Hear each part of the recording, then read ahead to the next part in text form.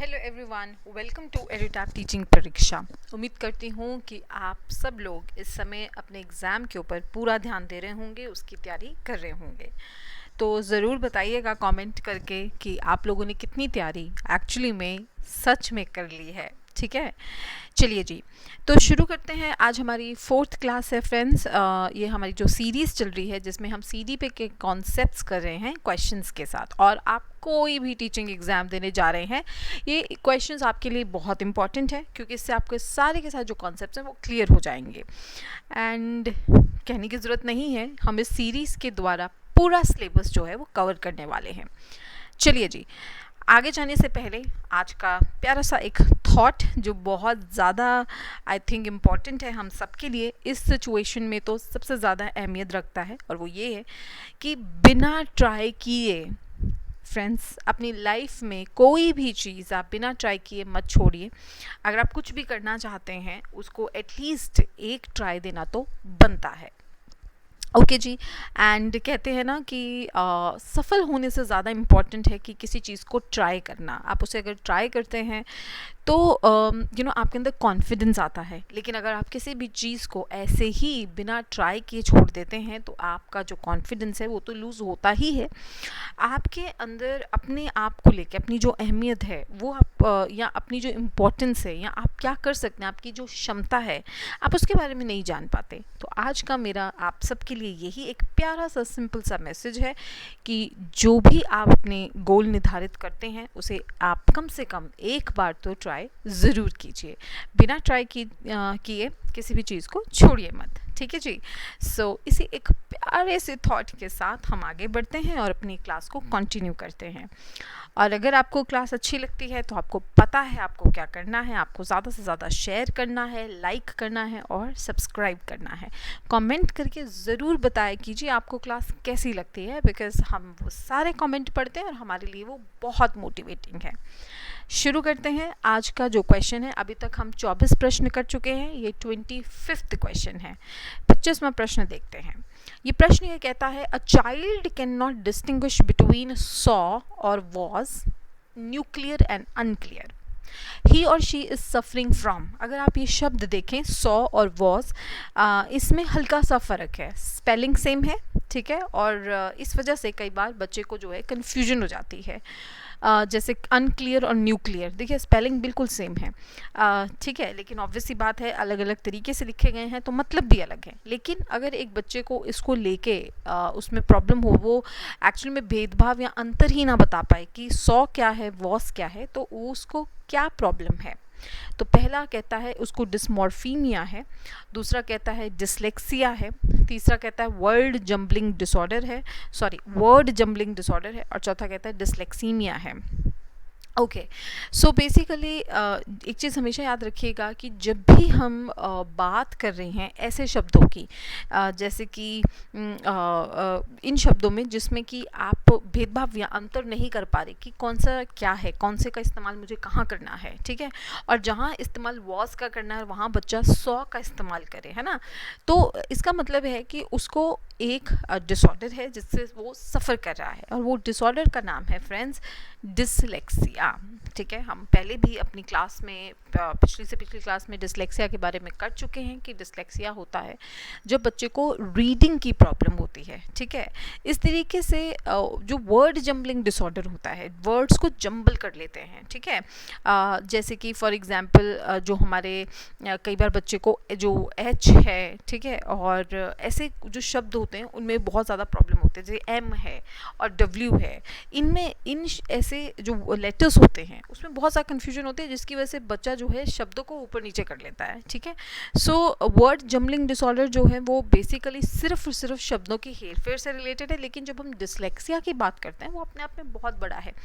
Dyslexia में reading difficulty है, लेकिन वो रीडिंग डिफ़िकल्टी सिर्फ ये नहीं है कि आप पढ़ नहीं पा रहे चीज़ों को, राइट, उसमें ये भी होता है कि आप समझ भी नहीं पा रहे, तो अपने आप में बहुत बड़ी टर्म है। ठीक है, सो उसमें हल्का सा एक वर्ड जम्बलिंग जो है वो डिसलेक्सिया के अंदर आता है।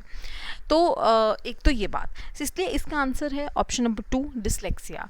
डिस्मॉर्फीमिया और डिसलेक्सीमिया जो है ये अलग तरीके के डिसऑर्डर्स हैं, आगे वाली आने क्लासेस में और भी देखेंगे। आज हम जो है एक डिसऑर्डर पढ़ेंगे जो इम्पोर्टेंट है, मैं आपको बता देती हूँ वो क्या है। डिसलेक्सिया, जिसकी बात मैंने अभी की, यानी रीडिंग में आपको जब डिफ़िकल्टी है। अब देखिए मैंने आपको पहले कहा डिसलेक्सिया बड़ी टर्म है, ऐसा नहीं है डिसलेक्सिया में कि सिर्फ और सिर्फ पढ़ने में आपको दिक्कत है। डिसलेक्सिया में आपकी रीडिंग प्रॉब्लम तो है, जो बुनियादी जो हम चीज़ें पढ़ते हैं उसमें तो उसको पढ़ने में तो समस्या है, ये समझने की भी समस्या है, चीज़ों को अंडरस्टैंड करने की भी समस्या है, ये भी साथ में रहती है। ठीक है, जैसे अभी इसी प्रश्न में फ्रेंड्स पीछे चलते हैं, इसी क्वेश्चन में हमने देखा सॉ और वॉज में कितना कन्फ्यूजन हो रहा है बच्चे को। ठीक है, तो ये क्या है, वो पढ़ते पढ़ते समझ नहीं पा रहा है कि एक्चुअली में ये सॉ है या ये वॉज है, तो वो इंटरचेंज कर रहे हैं उन शब्दों को। ठीक है, तो ये डिसलेक्सिया में होता है। एक चीज़ जो आपको याद रखनी है डिस्मोर्फोबिया है। डिस्मोर्फोबिया जो है, या इसको आप डिस्मोर्फिक डिसऑर्डर भी कह देते हैं। अब देखिए यहाँ पे डिस्मोर्फीमिया डिस्मोर्फीमिया लिखा है। सो बेसिकली मैंने बहुत सर्च किया, तो उसमें जो डिस्मोर्फीमिया है और जो डिस्मोर्फोबिया है, ये कुछ हद तक जो है वो सेम डिस्मॉर्फिक जो डिसऑर्डर है ये सेम है। ठीक है, तो मतलब तो मैंने सोचा कि हम क्यों ना बॉडी डिस्मॉर्फिक डिसऑर्डर के बारे में जो है वो थोड़ा सा पढ़ लें।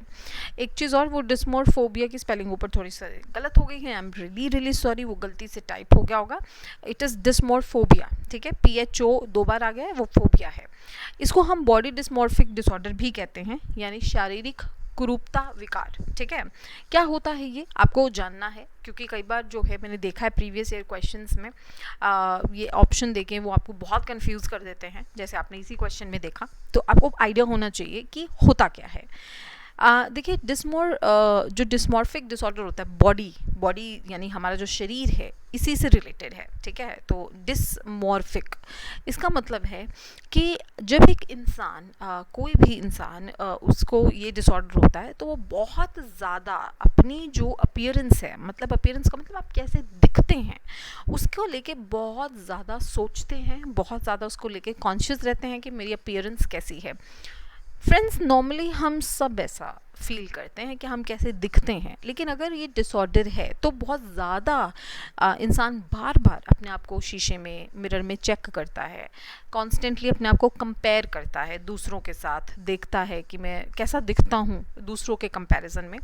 और इतना हद तक ये डिसऑर्डर होता है कि इंसान अपनी जो सोशल सिचुएशंस है, मतलब पार्टी में जाना, लोगों से मिलना, उसको भी अवॉइड करते हैं, फ़ोटो नहीं खिंचवाते, बिकॉज उन्हें ऐसे लगता है कि वो ठीक नहीं दिखाई दे रहे, उनकी नाक बड़ी है या उनका मुंह टेढ़ा है, ये ऐसा उनको लगता है। वो बार बार अपने आप को शीशे में जाके देखते हैं, चेक करते हैं लगातार, राइट। मतलब अपने आप को दूसरे के साथ कंपेयर करते रहते हैं। ठीक है, और उनको बहुत ज़्यादा स्ट्रॉन्ग, मतलब वो ये मानते हैं, उनका ये बिलीफ है कि वो अगली दिखते हैं, वो सुंदर नहीं दिखते। ओके जी, सो ये है डिस्मॉर्फिक डिसऑर्डर। ठीक है, बॉडी डिस्मॉर्फिक, जहाँ शब्द बॉडी आ जाए तो बस आप समझ लीजिएगा कि आपके शरीर को लेके, आप कैसे दिखते हैं उस अपीयरेंस को लेके, जब इंसान के अंदर ये यकीन हो कि मैं अच्छा नहीं दिखता, उसे बार बार डिफेक्ट दिखाई देते हैं अपने अंदर। ठीक है, कि ये अच्छा नहीं है, ये अच्छा नहीं है, ऐसे। ठीक है जी, चलिए अगला प्रश्न, चिल्ड्रन विद लर्निंग डिसेबिलिटीज़। अभी हम कहते हैं कि ऐसे बच्चे जिनको अधिगम अशक्तता होती है, ऐसे बच्चे जो हैं, उसका फर्स्ट ऑप्शन उन्होंने कहा है they have retarded mental development, कि अगर लर्निंग डिसेबिलिटी है तो उसके साथ आपकी जो मानसिक विकास है वो भी ठीक नहीं होगा, वो मंद होगा। दूसरा, हैव लो IQ। तीसरा, उनको कन्फ्यूजन होती है लेटर और अल्फ़ाबेट के बीच में जो एक जैसे दिखते हैं। और चौथा, they easily recognise and comprehend sight words. ठीक है, जो देखने वाले शब्द हैं, देख के साइट वर्ड्स होते हैं, देखा और शब्दों को पहचान लिया। देखिए जो बच्चों को लर्निंग डिसेबिलिटी होती है, ऐसा कहीं नहीं है लिखा, और कोई रिसर्च ऐसी नहीं कहती कि अगर लर्निंग डिसेबिलिटी है तो मेंटल डेवलपमेंट कम होगी, मंद होगी, ऐसा नहीं है, ठीक है। या मेंटल डेवलपमेंट नहीं हुई होगी, या फिर हम कहते हैं ना जिसको मेंटल रिटार्डेशन, है ना, मतलब कि मंद विकास, है ना, वो नहीं है। तो ऐसा नहीं है कि अगर लर्निंग डिसेबिलिटी है तो मेंटल डेवलपमेंट भी रिटार्डेड होगी, ये ऑप्शन बिल्कुल गलत है। दूसरा, दे हैव लो IQ, गलत। लर्निंग डिसेबिलिटी है इसका मतलब ये नहीं है कि बच्चे का IQ भी कम होगा, ऐसा कुछ भी नहीं है, तो ये भी गलत है। तीसरा, लर्निंग डिसेबिलिटी है अगर बच्चे को, तो हाँ ऐसा हो सकता है कि उसको कन्फ्यूजन हो जो शब्दों के बीच में या लेटर्स के बीच में या अल्फ़ाबेट्स के बीच में। जैसे मैंने आपको बोला कि जो रीडिंग डिफ़िकल्टी होती है बच्चे को कई बार, तो इसका मतलब ये है कि उनको, जैसे हमने पिछले क्वेश्चन में ही पढ़ा था, सॉर, वॉज, ऐसे जो वर्ड्स होते हैं उसमें प्रॉब्लम होती है। लेकिन कई बार सेम अल्फ़ाबेट्स जो दिखते हैं, सेम सेम से जो लगते हैं, उनमें भी कन्फ्यूजन होती है, ठीक है। जैसे P और Q ऑलमोस्ट सेम सेम से रहते हैं। P अगर हम डालें और छोटे, स्पेशली अगर हम स्मॉल जो लेटर होते हैं उसमें अगर आप P को ड्रॉ करें और Q को ड्रॉ करें तो बच्चे को लगता है ये ऑलमोस्ट सेम सेम है, तो उसमें उसको कन्फ्यूजन होती है। P और R में बहुत ज़्यादा कन्फ्यूजन होती है। देखिए P भी ऐसे डलता है और R भी ऐसे डलता है, बस एक छोटा सा डंडा नीचे लगता है ना। तो ये जो स्मॉल लेटर्स होते हैं, स्मॉल अल्फ़ाबेट्स होते हैं, इसमें काफ़ी कन्फ्यूजन रहती है बच्चे को। सो कई बार W में, M में कन्फ्यूजन हो जाता है, ठीक है। सो ये बेसिकली क्या है कि ये लर्निंग डिसेबिलिटी है। तो अगर बच्चे को कन्फ्यूजन है लेटर्स के बीच में, अल्फ़ाबेट्स के बीच में जो सेम सेम दिखाई देते हैं, इसका मतलब है बच्चे को लर्निंग डिसेबिलिटी है। पर ऐसा कुछ नहीं है कि उसका IQ कम होगा या उसको मेंटल रिटार्डेशन भी होगी, ऐसा कोई भी नहीं लिखा। Then they easily recognise and comprehend sight words. Sight words मैंने आपको पहले बताया, जो देख के जो शब्द जो होते हैं उनको वो रिकॉग्नाइज कर लेते हैं। नहीं, ऐसा नहीं है लर्निंग डिसेबिलिटी में। उनको तो इनफैक्ट शब्दों को पहचानने में, रिकॉग्नाइज करना इस पहचानना, उनको तो शब्दों को पहचानने में डिफ़िकल्टी होती है, मतलब पहचान नहीं पाते ईजिली। तो ये ऑप्शन गलत है। तो इसका आंसर है option number 3। I hope friends आपको ये समझ में आ रहा है। तो प्लीज़ प्लीज़ प्लीज़ अगर समझ में आ रहा है लिख के ज़रूर बताइएगा सेशन कैसा लगा आपको, ये क्लास कैसी लगी आपको। देखिए कुछ चीज़ें जो आपको लर्निंग डिसेबिलिटी या डिसऑर्डर के बारे में दिमाग में बिठा लेनी है कि learning disability is not a problem with intelligence, it's not a problem with motivation. कई बार क्या होता है, पेरेंट्स ये सोचते हैं कि हमारा बच्चा इसलिए ऐसे कर रहा है क्योंकि ये पढ़ना नहीं चाहता, मोटिवेटेड नहीं है, उसमें प्रेरणा नहीं है पढ़ने की। लेकिन ऐसा नहीं है। उसका रीज़न ये नहीं है कि वो मोटिवेटेड नहीं है, उसका रीज़न ये है कि उसको वाकई में पढ़ने में कुछ समस्याएं आ रही हैं। सो इसीलिए ऐसा नहीं है कि अगर किसी को लर्निंग डिसेबिलिटी है तो वो इंटेलिजेंट कम होगा।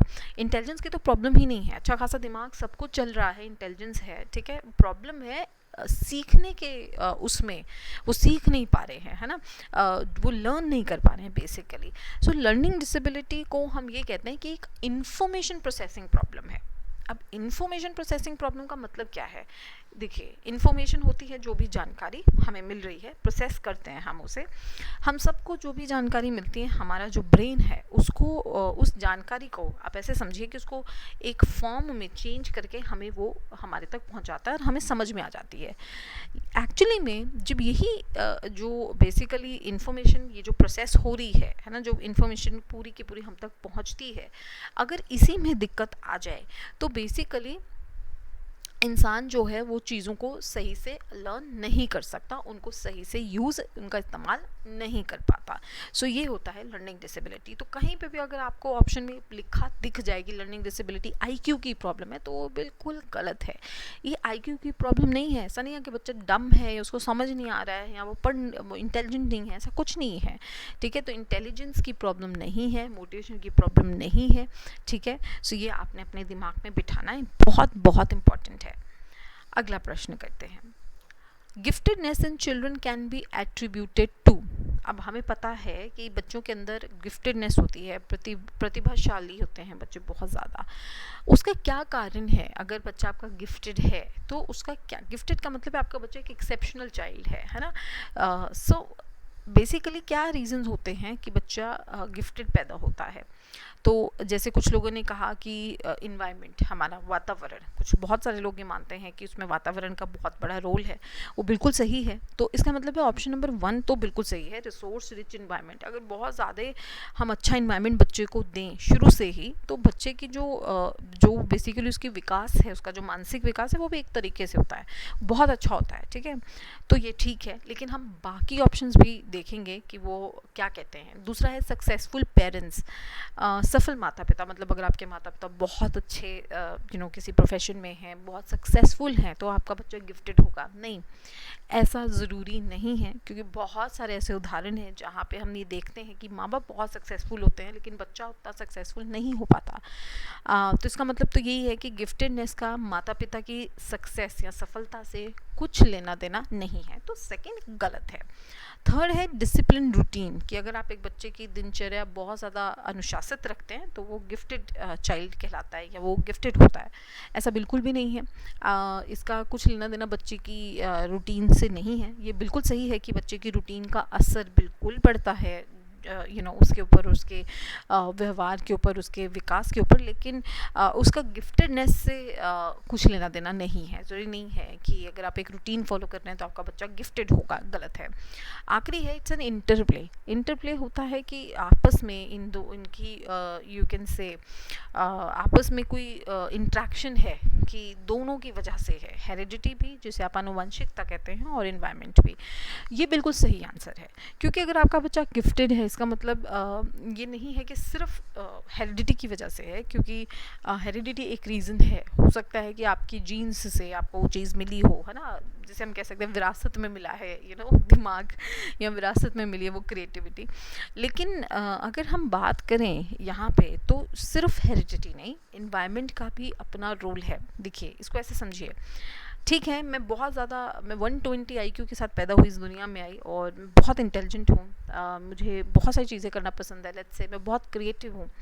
लेकिन अगर मुझे वैसा इन्वायरमेंट ना मिले अकॉर्डिंग टू जो मेरी क्षमता है, तो मेरी जो क्षमता है ऑब्वियसली बात है निखर नहीं पाएगी।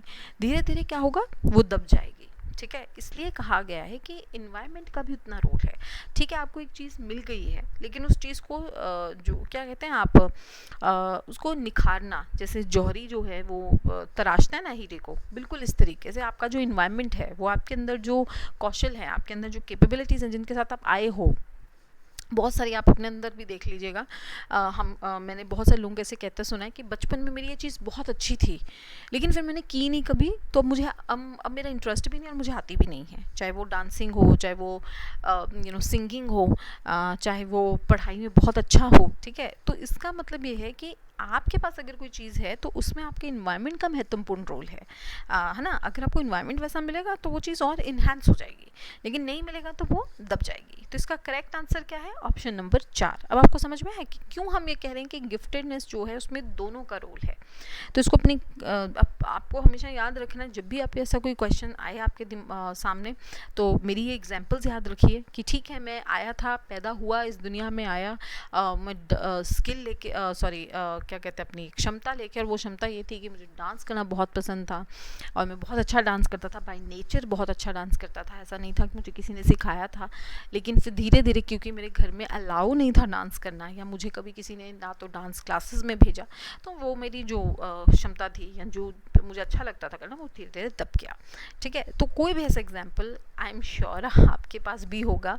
सबके पास कोई ना कोई एक ऐसी चीज़ कहीं ना कहीं होती है, और बहुत लकी होते हैं वो लोग जिनके पास एक्चुअल में कोई क्षमता होती है और उनके पेरेंट्स उसको करने देते हैं। ठीक है, सो ये ऐसे याद रखिए, आपको हमेशा याद रहेगा। चलिए, अब कुछ चीज़ें जो आपको याद रखनी है। देखिए, एक होती है इंटेलिजेंस और एक होती है क्रिएटिविटी। इंटेलिजेंस माने बुद्धि, क्रिएटिविटी माने रचनात्मकता। अगर हम बात करें बुद्धि की, तो वहाँ पे हमें एक कन्वर्जेंट थिंकिंग की ज़रूरत होती है। Convergent thinking is needed for intelligence. ठीक है, कन्वर्जेंट थिंकिंग का मतलब है कि एग्जाम्पल से समझाती हूँ, बहुत अच्छे से आपको समझ में आ जाएगा। कोई एक प्रॉब्लम है, उस प्रॉब्लम का एक ही सोल्यूशन निकालना कन्वर्जेंट थिंकिंग है। फॉर एग्जांपल मैंने दिल्ली जाना है, तो बस मुझे रास्ता सिर्फ करनाल का पता है, ठीक है, और मुझे लगता है यही एक तरीका जिससे आप दिल्ली जा सकते हैं, बस यही एक सोल्यूशन है एक प्रॉब्लम का, तो वो कन्वर्जेंट थिंकिंग है। सीधा सीधा रास्ता चलना कन्वर्जेंट थिंकिंग है, बस आपने ये याद रखना है। फिर होती है रचनात्मकता, वो होती है डाइवर्जेंट थिंकिंग, जैसे आप अपसारी चिंतन भी कहते हो। फॉर एग्जाम्पल दिल्ली जाने के बहुत सारे 4-5 तरीके हैं, बहुत सारे रास्ते हैं अगर मेरे को दिल्ली जाना है, तो ये डाइवर्जेंट थिंकिंग है। तो मतलब जब आप एक प्रॉब्लम के बहुत सारे सॉल्यूशंस निकाल पाते हैं, वो डाइवर्जेंट थिंकिंग है। और जो गिफ्टेड बच्चे होते हैं, जो प्रतिभाशाली बच्चे होते हैं, उनके अंदर डाइवर्जेंट थिंकिंग होती है, उनके अंदर रचनात्मकता होती है। तो यह आपको याद रखना एग्जाम पॉइंट ऑफ व्यू से, इसलिए मैंने आपको ये ग्राफ की फॉर्म में दिया है। प्लीज़ मेरी रिक्वेस्ट है आप लोगों से पीडीएफ डाउनलोड ज़रूर कीजिए। अभी तक 3 क्लासेस हो चुकी हैं, तीनों की पीडीएफ है टेलीग्राम पे, उसको डाउनलोड कीजिए, ठीक है। सो गिफ्टेड जो बच्चे हैं वो क्रिएटिव भी हैं और वो डाइवर्जेंट थिंकिंग करते हैं। अब डाइवर्जेंट थिंकिंग कैसी सोच होती है? एक ऐसी सोच जिसका, जैसे मैंने आपको भी बोला, एक प्रॉब्लम और उसके बहुत सारे सॉल्यूशंस के साथ अगर आप आ पाते हैं तो वो डाइवर्जेंट थिंकिंग है। जैसे डाइवर्जेंट थिंकिंग ऐसी सोच जो ओरिजिनल होगा, कोई भी आइडिया जो ओरिजिनल है, जो पहले कभी नहीं आया। ओरिजिनलिटी का मतलब ये होता है कि आपका आइडिया, क्रिएटिविटी, अगर आप क्रिएटिव भी हैं तो आप डाइवर्जेंट थिंकिंग करते होंगे। तो ये याद रखिएगा, ओरिजिनलिटी, फ्लेक्सिबिलिटी, फ्लुएंसी, इलेबोरेशन, ये क्रिएटिविटी के भी कैरेक्टरिस्टिक्स हैं, उसकी विशेषताएं हैं। तो अगर आपसे क्रिएटिविटी की विशेषताएं पूछी जाएं तो ये सारी हैं, अगर आपसे डाइवर्जेंट थिंकिंग की पूछी जाए ये सारी हैं, क्योंकि क्रिएटिविटी और डाइवर्जेंट थिंकिंग एक ही बात है। अगर आप क्रिएटिव हैं तो आपकी सोच डाइवर्जेंट होगी, मतलब अलग अलग डायरेक्शन में आप सोच पाते होंगे। डाइवर्ज, अब देखो डाइवर्जेंट को कैसे डाइवर्ज करना है ना, डाइवर्ज। कन्वर्ज क्या होता है? एक इकट्ठा करना, ठीक है। तो ऐसे आपने याद रखना, कन्वर्ज है इकट्ठा करना, डाइवर्ज है अलग अलग रास्ते डाइवर्जन करना, ठीक है।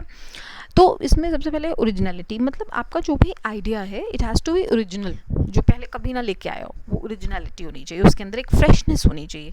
ऐसे नहीं किसी का आइडिया चेप दिया और सामने प्रेजेंट कर दिया, वो क्रिएटिविटी बिल्कुल नहीं है। फिर है फ्लेक्सिबिलिटी, लचीलापन, बहुत ज़्यादा इंपॉर्टेंट है। जो क्रिएटिव लोग होते हैं बहुत फ्लेक्सिबल होते हैं, यानी कि वो अड़ नहीं जाते एक चीज़ पे। अगर वो अड़ेंगे तो वो बहुत सारे सोल्यूशन ढूंढ ही नहीं सकते उस प्रॉब्लम के, ठीक है, तो वो बहुत फ्लेक्सिबल होते हैं। देन फ्लुएंसी होती है उनके अंदर, बहुत ज़्यादा आराम से सोल्यूशन जो है निकलते आते हैं उनके दिमाग से, ठीक है।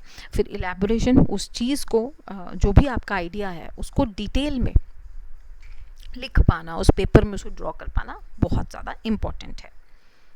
अगला प्रश्न करते हैं।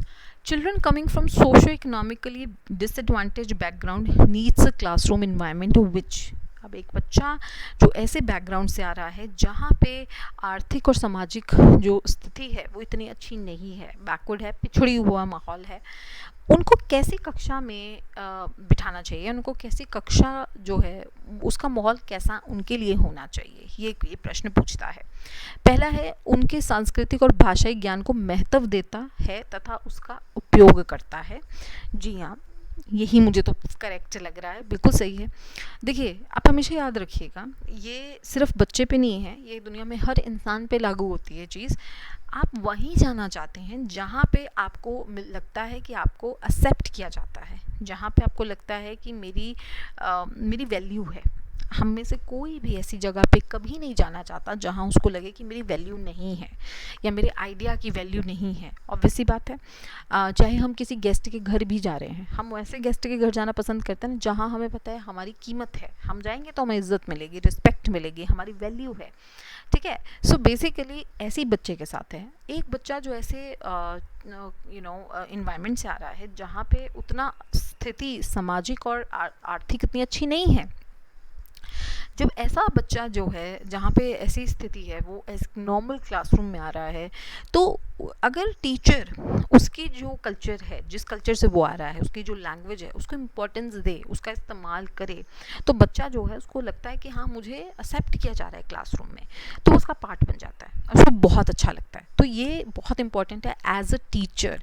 आप किसी भी सब्जेक्ट के टीचर हैं, मैथ्स के हैं, साइंस के हैं, इंग्लिश के हैं, उससे फ़र्क नहीं पड़ता। हमेशा याद रखिए फ्रेंड्स, आपको एक चीज़ जो हमेशा करनी है ना जी, वो ये करनी है जी कि आपने हर बच्चे को एक्सेप्ट करना है और आपने उसी बच्चे का जो कल्चर है उसको, उसकी वैल्यूज़ को, उसकी जो नॉलेज है, जो ऑलरेडी वो जानता है, उसका इस्तेमाल करके उसको चीज़ें सिखानी है, वो बखूबी समझ जाएगा और सीख जाएगा।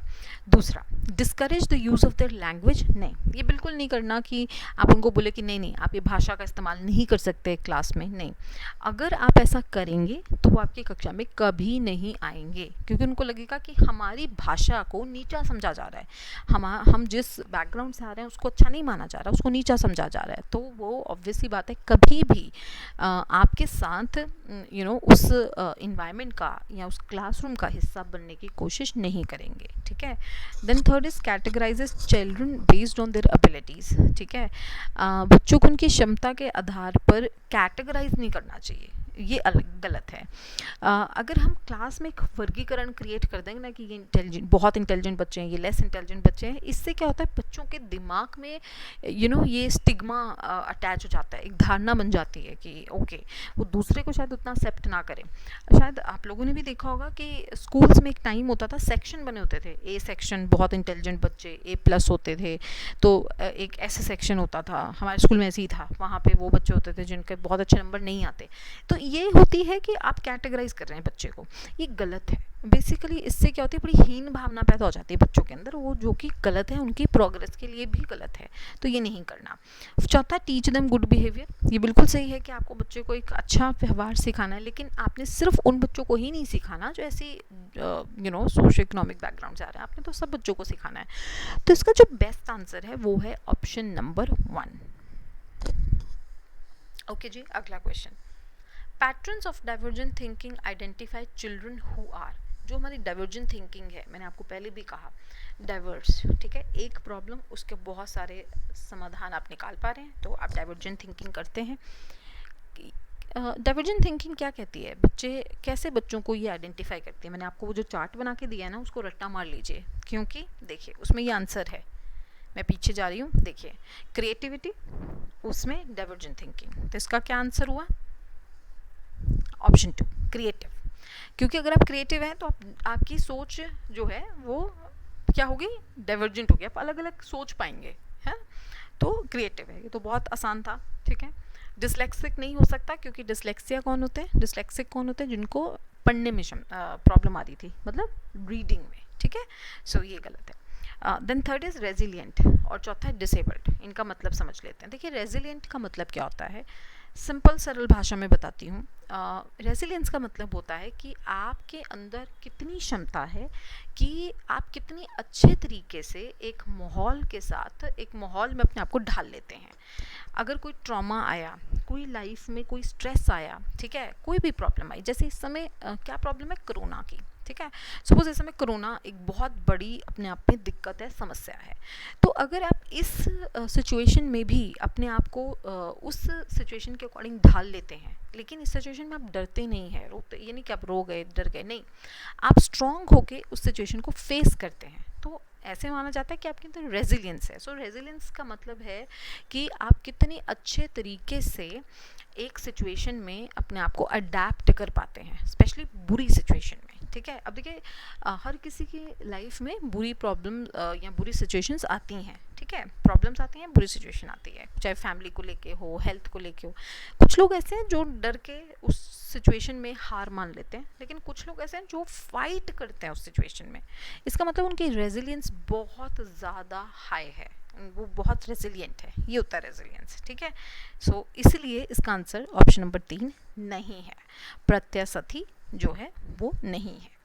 चौथा है डिसेबल्ड। डिसेबल आपको पता ही है कि एक ऐसी कंडीशन है, चाहे वो शारीरिक तौर पे हो, चाहे वो मानसिक तौर पे हो, जहाँ पे आपकी जो चलना फिरना है, आपकी जो ये सेंसेस काम कर रही हैं, इनका काम करना जो है वो कम हो जाता है, लिमिट आ जाती है उसे। ठीक है, तो हम उसे डिसेबल्ड कहते हैं। एक ये चीज़ ये मैंने इसलिए बनाई है कि आप थोड़ा सा एक आइडिया ले लें कि डाइवर्जेंट जो थिंकिंग होती है, हमारे पास दो तरीके हैं सोच के, 2 मोड्स ऑफ थिंकिंग हम उसे कहते हैं। एक है डाइवर्जेंट अपसारी और एक है अभिसारी कन्वर्जेंट। अब देखिए जो डाइवर्जेंट है, मैं आपको पहले ही कहा, क्रिएटिव जो बच्चे होते हैं वो अलग अलग दिशाओं में सोच पाते हैं, डाइवर्जेंट होते हैं, वो बहुत ज़्यादा इमेजिनेशन इस्तेमाल करते हैं, ब्रेनस्टॉर्मिंग करते हैं, बहुत ज़्यादा अलग अलग आइडियाज़ के साथ वो आपके सामने आते हैं। ठीक है।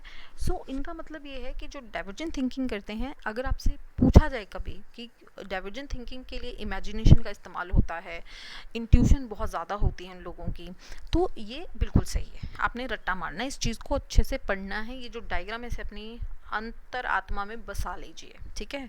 कन्वर्जेंट थिंकिंग, ये वो लोग होते हैं जो लॉजिकली सोचते हैं। कन्वर्जेंट थिंकिंग में आप हर चीज़ को बहुत ज़्यादा फैक्ट के अकॉर्डिंग सोचते हैं, एक ही तरीके से प्रॉब्लम को देखते हैं, इसलिए से हम लीनियर थिंकिंग भी कहते हैं, लीनियर सीधा, ठीक है।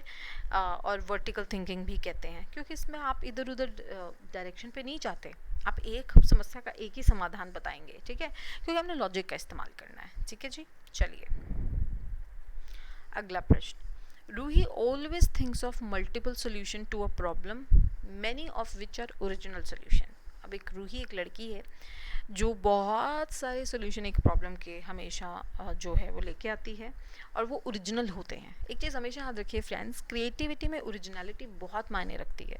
अगर आपका आइडिया ओरिजिनल नहीं है, चेपा है आपने कहीं से, तो आप क्रिएटिव नहीं हैं, तो आप भूल जाइए कि आप क्रिएटिव हैं, ठीक है। Okay, Ruhi is displaying characteristic of A और एन, ठीक है। रूही क्या कौन सी विशेषता जो है, कौन सा गुण जो है उसका प्रदर्शन कर रही है, बहुत आसान है, हम ऑलरेडी पढ़ चुके हैं, देखिए, ठीक है। ये इस डायग्राम से आपको आप जो ये वाला आंसर है, ये वाला सॉरी क्वेश्चन है, उसका आंसर दे सकते हैं। तो रूही क्या है, क्रिएटिव थिंकर है, इसका आंसर क्या है, ऑप्शन नंबर 1, ठीक है। क्रिएटिव लोग क्या होते हैं, बहुत सारे सोल्यूशन एक प्रॉब्लम के जो हैं वो उसको निकाल पाते हैं, ठीक है। जो वो क्रिएटिव थिंकर होता है। जब हम बात करें कन्वर्जेंट थिंकर की, मैंने आपको पहले ही बोला कन्वर्ज करना, ऐसे किसी भी चीज़ को एक उसमें छोटी उसमें समाना, ठीक है, मतलब ये नहीं कि उसको खिलार लेना, डाइवर्स होता है खिलरा हुआ, अलग अलग, है ना। कन्वर्जन में क्या है, एक, ठीक है। तो कन्वर्जेंट थिंकर तो वो नहीं हो सकता ना। मल्टीपल सोल्यूशन का मतलब ये है कि एक जो समस्या है उसके काफ़ी ज़्यादा आप जो है सोल्यूशन जो है वो ढूंढ रहे हैं। तो देखिए वो बेसिकली क्या होगा, डाइवर्जेंट होगा। अगर यहाँ डाइवर्जेंट होता बिल्कुल सही होता, फिर वो क्रिएटिव ना होता। क्रिएटिव या डाइवर्जेंट एक ही बात है, ठीक है। सो कन्वर्जेंट नहीं है। देखिए रिजिड थिंकर कौन होते हैं, देखिए रिजिड थिंकर्स होते हैं एक कुछ ऐसे लोग होते हैं जिनको बोला जाता है कि आप दिल्ली जाना है तो दिल्ली में ये वाला रास्ता मत अपनाइए। आप सपोज फॉर एग्जांपल आप करनाल से मत जाइए, आप लेट्स से कोई और रास्ता मुझे भी नहीं पता किसी और रास्ते से जाइए, ठीक है। तो वो नहीं जाएं, वो उसी पे अटके रहें कि नहीं मैं तो इसी रास्ते से जाऊंगा। इसका मतलब है आप अपनी सोच में रिजिड हैं, आप स्ट्रॉन्ग हेडेड हैं। पर स्ट्रॉन्ग हेडेड का मतलब ये नहीं है कि आप रिजिड हो जाएं। रिजिड का तो मतलब ये है कि आपको कोई और पॉइंट ऑफ व्यू दिख ही नहीं रहा, आप जो करते हैं आप उसी पे टस से मस नहीं हो रहे, अब मैं तो ऐसे ही करूँगा, ठीक है। ईगोसेंट्रिक का मतलब होता है फ्रेंड्स ऐसे लोग जो दूसरे के पॉइंट ऑफ व्यू को नहीं देख पाते, एक सिचुएशन को दूसरे के नज़रिए से नहीं समझ पाते। जनरली ऐसा माना जाता है कि बच्चे जो होते हैं, जो 2 से 7 साल के उम्र में बच्चे होते हैं, वो ईगोसेंट्रिक होते हैं। अब ईगोसेंट्रिक बच्चों के मैं एग्जांपल देती हूँ आपको कैसे। फॉर एग्जांपल कि एक बच्चा है, 5-6 साल का बच्चा है, और वो किसी चीज़ को लेकर ज़िद कर रहा है, लेकिन उसके पेरेंट्स के पास पैसे नहीं हैं। वो पेरेंट्स के इस पर्सपेक्टिव को कभी नहीं समझ पाएगा या जान पाएगा कि वो क्यों मना कर रहे हैं किसी चीज़ को लेके। उसके लिए उसकी जो विशेस हैं, जो उसकी नीड्स हैं, जो उसकी ज़रूरतें, वो सबसे इम्पॉर्टेंट है। तो हम कहते हैं कि बच्चे ईगोसेंट्रिक होते हैं, ठीक है। इसी तरीके से कुछ लोग भी ईगोसेंट्रिक होते हैं, हम में से भी बहुत लोग ऐसे हैं जो ईगोसेंट्रिक हैं। इसका मतलब ये है कि दूसरे के नज़रिए से आप सिचुएशन देख ही नहीं पाते। फॉर एग्जाम्पल अगर मैं आपको अपना एग्जाम्पल दूँ कि शायद किसी के अकॉर्डिंग ऐसा होगा कि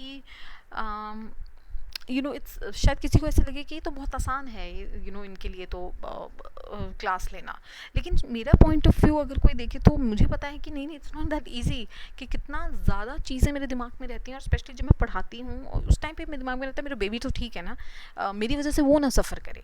तो ये होता है कि जब मेरे नज़रिए से नहीं आप सोच पा रहे, ठीक है, इसको ईगोसेंट्रिक कहते हैं कि आप दूसरे के नज़रिए से, जो उसकी सिचुएशन है उसके नज़रिए से आप नहीं सोच पा रहे, आपकी जो सोच है आप उसी सोच से सोच रहे हैं, ठीक है। और ऐसे बहुत सारे लोग हैं हमारे आसपास, उनको हम ईगोसेंट्रिक थिंकर बोलते हैं, ठीक है। अब देखिए, एक आपसे जो चीज़ यहाँ मैंने क्यों ये प्री ऑपरेशनल स्टेज लिखी है, जिसकी बात प्याजे करते हैं, हम करेंगे थ्योरी के क्वेश्चन में, हम ज़रूर करेंगे, सारे करेंगे, टेंशन मत लीजिएगा। ये इसलिए क्योंकि आपसे कई बार क्वेश्चन पूछा जाता है कि प्याजे के अनुसार कौन सी उम्र है जिसमें बच्चा ईगोसेंट्रिक होता है, तो वो 2 से 7 साल की उम्र है जिसमें बच्चा ईगोसेंट्रिक होता है, जिस समय बच्चे के लिए मैं सबसे इम्पोर्टेंट हूँ, उसको दूसरे के जो भाव हैं या दूसरे की जो पॉइंट ऑफ व्यू है, नज़रिया है, उसकी कुछ पड़ी नहीं होती है, ठीक है। तो ये याद रखना है। तो रिजिट मैंने आपको बता ही दिया कि जब आप अपने दिमाग में जो सोच रहे हैं आप वैसे ही करते हैं, आपको जितना मर्जी समझाया जाए या जितना मर्जी आपको बताया जाए, देखिए आप इस चीज़ को दूसरे तरीके से भी कर सकते हैं, इस चीज़ सिचुएशन को दूसरे नज़र से भी देख सकते हैं, पर नहीं, इंसान अपने माइंड को चेंज ही नहीं कर पाता, ठीक है। तो वो रिजिड थिंकिंग है। अगला प्रश्न करते हैं, creativity is thought to be related to the concept of. अभी बहुत आसान हो गया, मैं ऑलरेडी आपको बता चुकी हूँ, इसका आंसर तो अब आप बता ही सकते हैं, डाइवर्जेंट थिंकिंग। ओके, कन्वर्जेंट क्या है मैं आपको बता चुकी हूँ, ऑलरेडी हम कर चुके हैं, लेकिन इसमें 2 टर्म्स नहीं है, वो मैं आपको दोनों एक्सप्लेन करूंगी। एक है क्रिस्टलाइज्ड इंटेलिजेंस, जिसे आप रवादारी बौद्धिकता कहते हैं, और फ्लूइड द्रव। अब रवादारी क्या है और द्रव क्या है, देखिए, रवादारी इंटेलिजेंस और द्रव इंटेलिजेंस हम सब के अंदर है, अकॉर्डिंग टू कटैल। ये कटैल जी हैं जिन्होंने एक्चुअली में ये कॉन्सेप्ट दिया था। अब देखिए, द्रव जो इंटेलिजेंस होती है वो क्या होती है। द्रव इंटेलिजेंस का मतलब है हमारी क्षमता रीज़न करने की, हमारी क्षमता चीज़ों को सोचने की। हम सब लोगों के अंदर ये क्षमता होती है, हम सब चीज़ों को रीज़न करते हैं, हम सब चीज़ों को, जब हमारे सामने कोई प्रॉब्लम आती है उसको हम बेसिकली सॉल्व करने की कोशिश करते हैं इंडिपेंडेंटली, है ना। और इसमें हमारी पीछे वाली जो नॉलेज है उसका योगदान नहीं है, ठीक है। हम मतलब किसी भी सिचुएशन को हम, जब वो हमारे सामने आएगी, कोई भी न्यू प्रॉब्लम सपोज हमारे सामने आई, तो हम उस न्यू प्रॉब्लम में अपना रीज़न लगा रहे हैं, लॉजिक लगा कर उसको सॉल्व कर रहे हैं, ठीक है। उसमें हमारी जो पहली नॉलेज है, जो प्रीवियस नॉलेज है, उसका कोई योगदान नहीं है, वो नहीं हमें मदद कर ली, बल्कि हम अपना दिमाग लगा के, अपना रीज़न लगा के उसे सॉल्व कर रहे हैं। जैसे हम पजल्स में करते हैं, ठीक है, तो पजल में तो हम ऐसे ही सॉल्व करते हैं ना। तो कहते हैं कि ये वो इंटेलिजेंस है, और ये वो इंटेलिजेंस है जो एक समय के बाद रुक जाती है, मतलब नीचे आने स्टार्ट हो जाती है, बढ़ती नहीं है, डिक्लाइन होती है, ठीक है। और वो माना जाता है कि लेट अडल्टहुड तक वो जो है डिक्लाइन होती है, मतलब कि जब लेट अडल्टहुड है वहाँ तक ये नीचे आनी स्टार्ट हो जाती है। लेकिन जो क्रिस्टलाइज्ड इंटेलिजेंस है वो इंटेलिजेंस है जो हमने नॉलेज, जो हमने कौशल गैदर किए हैं ज़िंदगी में, थ्रू आउट लाइफ जो चीज़ें हमने सीखी हैं वो क्रिस्टलाइज इंटेलिजेंस में आती हैं, ठीक है। जो भी नॉलेज हमने पहले सीखी है, हमारा एक्सपीरियंस, वो सब इसके अंदर आता है, ठीक है। क्रिस्टलाइज इंटेलिजेंस फैक्ट्स के ऊपर आधारित होती है, ठीक है। हमारा जो भी एक्सपीरियंस है, हमारी जो भी नॉलेज है, वो क्रिस्टलाइज इंटेलिजेंस का पार्ट है। तो इसका मतलब ये हुआ कि जितना ज़्यादा आपका एक्सपीरियंस, उतनी आपकी क्रिस्टलाइज इंटेलिजेंस स्ट्रॉन्ग होती जाएगी, ठीक है। और ये ऐसी इंटेलिजेंस है जो एज के साथ बढ़ती है, क्योंकि ऑब्वियस बात है, जितना ज़्यादा आपका एक्सपीरियंस होगा उतनी ज़्यादा ये इंटेलिजेंस बढ़ती जाएगी, ठीक है। जैसे कि पढ़ना, रीडिंग करना। अब रीडिंग, जो हम जो भी चीज़ें पढ़ रहे हैं, रीड कर रहे हैं, उसमें कुछ लॉजिक लगाना नहीं है, कुछ रीज़न नहीं करने की ज़रूरत है ना। उसमें क्या है, आपका एक्सपीरियंस काम करता है। सपोज़ कैसे, फॉर एग्जांपल मैंने कोई नया शब्द सीखा, तो मैं बार बार उसका इस्तेमाल करूँगी। अब वो नया शब्द जो है मेरे वो जो नॉलेज है वो मेरा एक्सपीरियंस का, मेरे अनुभव का पार्ट बन जाएगा, ठीक है। सो ऐसा माना जाता है कि लोग ऐसा क्लेम करते हैं कि जैसे जैसे हम ग्रो करते हैं, जैसे जैसे हम बड़े होते हैं, हमारी एक इंटेलिजेंस जो है वो कम होती जाती है, डिक्लाइन होती जाती है। लेकिन रिसर्च ये कहती है कि फ्लूइड इंटेलिजेंस जो है एडोलेसेंस के बाद, मतलब कि जब आप 20 साल की उम्र तक जाते हैं उसके बाद वो कम गिरनी शुरू हो जाती है, ठीक है। तो मतलब लेट एडल्टहुड तक, है ना, जो है वो नीचे आनी स्टार्ट हो जाती है। लेकिन जो क्रिस्टलाइज्ड इंटेलिजेंट है, रवादार जिसे आप कहते हैं, वो आपकी बढ़ती जाती है। वो तो जैसे जैसे आप एक्सपीरियंस करेंगे वो चीज़ें आपकी, वो क्रिस्टलाइज्ड इंटेलिजेंस बढ़ती जाएगी, ठीक है। फ्लूइड इंटेलिजेंस मैं एक बार दोबारा से इसको समराइज़ कर देती हूँ कि हमारी क्षमता है हम कैसे रीज़न कर पाते हैं, कितनी कॉम्प्लेक्स इन्फॉर्मेशन के साथ हम डील कर पाते हैं। लेकिन जब हम क्रिस्टलाइज की बात करते हैं, रीज़न की बात नहीं है यहाँ पे बात है कि जो भी चीज़ें हमने सीखी हैं अपनी पूरी लाइफ टाइम में, वो क्रिस्टलाइज इंटेलिजेंस का पार्ट है। ठीक है, एक चीज़ और याद रखिएगा, कटैल के अनुसार ये दोनों के दोनों जनरल इंटेलिजेंस का पार्ट है, जैसे स्पीयरमैन जी फैक्टर बोलता है। जी फैक्टर जो हमारी एक बेसिक जैसे मेंटल कैपेसिटी है, जो हमारी मानसिक क्षमता है, वो जी होता है, जनरल इंटेलिजेंस होती है। कटैल कहता है कि जनरल इंटेलिजेंस जो है वो इन दोनों से बनी है, फ्लूइड इंटेलिजेंस और क्रिस्टलाइज इंटेलिजेंस, दोनों के दोनों से हमारी जनरल इंटेलिजेंस जिसे स्पीयरमैन जी फैक्टर बोलता है वो बनी है। ठीक है जी, ओके जी, ओके जी। So thank you so much for watching this video. ये यहीं पे समाप्त होता है क्योंकि एक रिकॉर्डेड सेशन है, तो हो सकता है कहीं पे स्पीड थोड़ी सी ज़्यादा लगे। मैंने कोशिश तो की है कि मैं एक नॉर्मल स्पीड पे चलूँ, बट फिर भी अगर ऐसा है तो I am really really sorry. बहुत जल्द हम लाइव आएंगे। मेरी ये समस्या जो है नेट की, वो इन द प्रोसेस है ठीक होने में, तो देखें कब एयरटेल वालों की मेरे ऊपर कृपा दृष्टि बनती है और ये ठीक होता है। सो हम लाइव मिलते हैं, पर प्लीज़ मेरी रिक्वेस्ट है आप लोगों से कमेंट ज़रूर कीजिएगा, लाइक ज़रूर कीजिए अगर आपको सेशन अच्छा लगता है, और शेयर भी ज़रूर कीजिए। थैंक यू, मिलते हैं नेक्स्ट सेशन में।